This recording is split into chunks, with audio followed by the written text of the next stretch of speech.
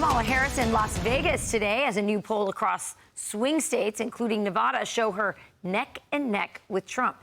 Harris's campaign also releasing a new ad in English and Spanish targeting the Latino voters in those states. But Arizona's GOP has an ad of their own calling out Harris for not fixing the border. Here to react is Monet Flores-Bacs, a Republican voter in Arizona and a strategic director at the LIBRE Initiative. Welcome, Monet. Tell us what you're seeing on the ground. I know LIBRE does a really good job of grassroots work. What are Latinos in your state saying?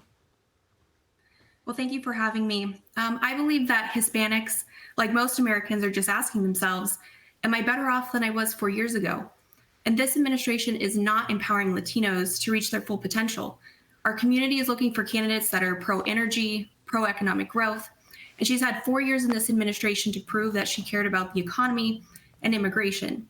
Instead, now Vice President is going to have to defend these policies that have left immigrants waiting for answers, Americans worried for their safety because of the open border, an economy where the average age of a home buyer is now 36 compared to 33 in 2020, and Americans are approximately paying $12,000 more a year than when she took office. So we're all feeling the pain of this broken economy thanks to this administration's failed policies.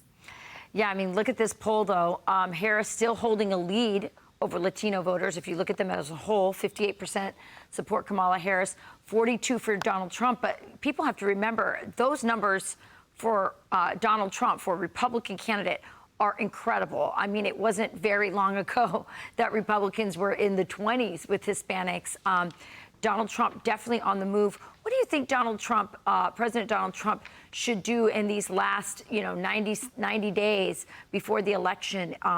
More rallies. What should he do in order to capture and catch up to Kamala Harris? Well, I do believe that her failed policies create a level playing field where they both have to talk about solutions rather than your status quo political promises. Our community is looking for the candidates that are going to deliver on real policy solutions, and we want candidates that will tear down barriers for our community that are pro-energy, pro-economic growth, and actually deliver on immigration reform. You know, one of the attacks from the left on Donald Trump is he's a racist. Interestingly, the Trump campaign ad in Nevada is that he's going to double down on closing the border, and that's his ad for Hispanics. Talk to me about that. Yeah, I really believe that the Hispanic community is just frustrated with where we're at regarding immigration. In 2022, Harris said that the border is secure. However, since this administration took office, U.S. Customs and Border Protection has logged more than 7.8 million illegal border crossings.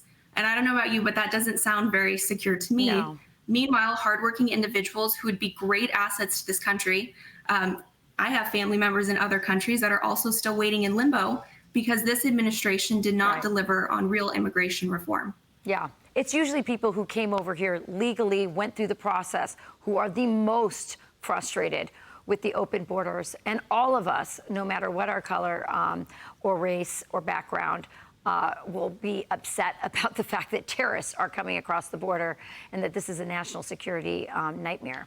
So thank you so much for joining us this morning, Monet. Thank you for having me. You got it. I'm Steve Ducey. I'm Brian Kilmeade. And I'm Ainsley Earhart. And click here to subscribe to the Fox News YouTube page to catch our hottest interviews and most compelling analysis.